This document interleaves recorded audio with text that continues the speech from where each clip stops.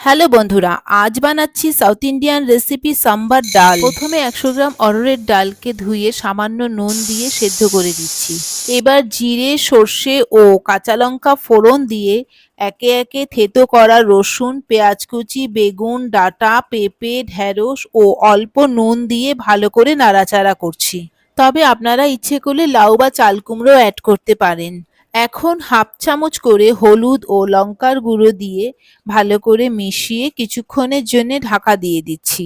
এখন এতে সেদ্ধ করে নেওয়া ডাল দিয়ে সাথে পরিমাণ মতো জল, কারি পাতা, কাঁচা লঙ্কা ও হাফ চামচ হিং দিয়ে নাড়াচাড়া করে ঢাকা দিয়ে দেব সবজি মজার জন্যে। তাহলে বন্ধুরা, আজকের রেসিপিটা আপনাদের ভালো লাগলে লাইক, শেয়ার ও সাবস্ক্রাইব করে পাশে থাকবেন।